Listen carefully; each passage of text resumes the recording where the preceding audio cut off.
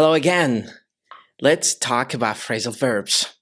Phrasal verbs are the bread and butter of English language. Without phrasal verbs, it's gonna be really difficult to speak English quite naturally like native speakers.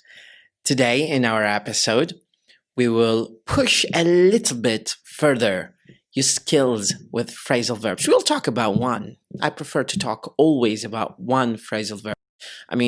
Forgetting about the previous videos, but focusing on one phrasal verb, trying to understand the anatomy of phrasal verb, this particular one, and how we use it in daily communication, it is going to be far more important than probably checking out 101 phrasal verbs with very limited access to examples. So the first phrasal verb that we have for today or tonight for some viewers across the Atlantic is to point out, to show someone or to show a specific thing, to point out, يبين أو يشير. Let's check out the examples here. I'd like to point out the main things we need to remember. I'd like to point out the main things we need to remember. I'd like to point out the main things. G, just give it around 10 or 20% of stress. Don't overemphasize it. Don't say things or thingus. Things. We need to remember. That's a quite straightforward example. Let's jump to example number 2. He pointed out the best beaches on the map. He pointed out the best beaches on the map. He pointed out the best beaches on the map. He pointed out, plosive, he pointed out the best beaches on the map. He pointed beaches. That's a quite example of a tongue twister that you can practice again and again in order to become a better English speaker. You know, when you exercise with your mouth muscles and give them a better value of practice, this is how you can be better. P. Practice. Let's jump to example number 3.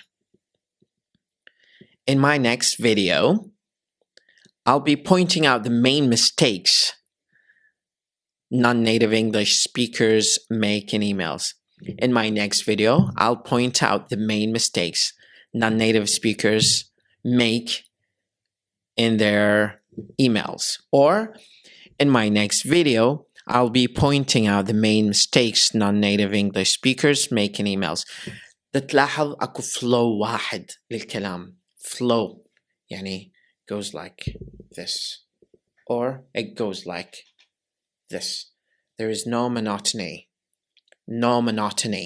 just up and down.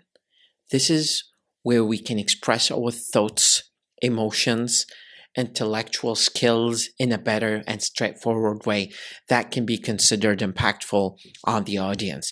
You have to pump up as much emotions and feelings in your language as possible in order to master the language. Language is not purely a bunch of saturated list of words that you can quote from dictionary, as much as it is how fusion can be made between emotions, feelings, and language. People get very quite influenced by the way you talk, not only by what you talk, by the way you talk, why you talk about it.